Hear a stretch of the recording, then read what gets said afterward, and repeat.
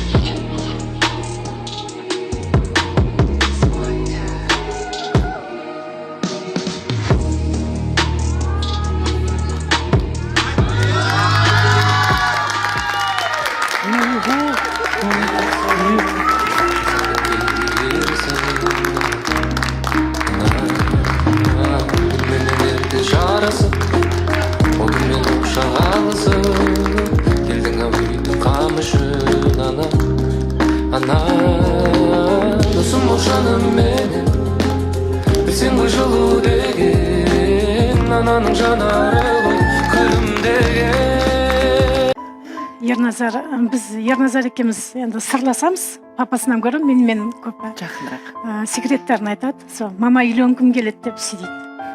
Сосын мен айттым, маған қыз тауып берші дейді. Мен айтам, барып проектқа барып тауып, ойнап айта салғам. Сол ойында қалып қойған ғой, видимо. Мен айтам, барып сезім бағына бар, сол жерден тауып ал, саған өзі бұйырғаны, Алла тағала бұйыртқан қыз сол жерге келеді саған деп сөйтегім. Бірақ та өзім бұлай серьезно қабыл неткен жоқпын, прям настаивать еткен жоқпын. Бірақ та Ерназар бір күні мен самолетқа билет алдым, баталарыңызды беріңіздер, мен бүгін ұшам дегенде өзіміз шок болдық.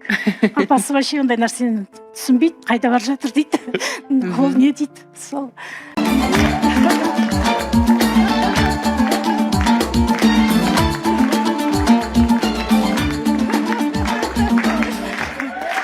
Көкшетаудан арнайы алып келген сый.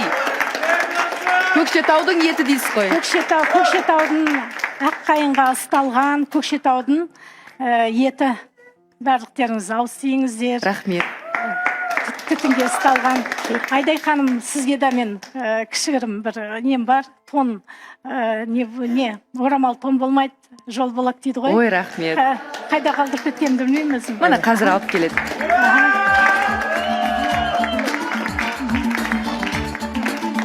Қандай керемет.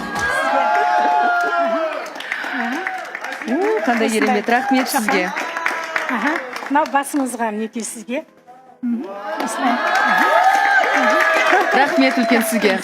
Аман болыңыз, бақытты болыңыз сізде.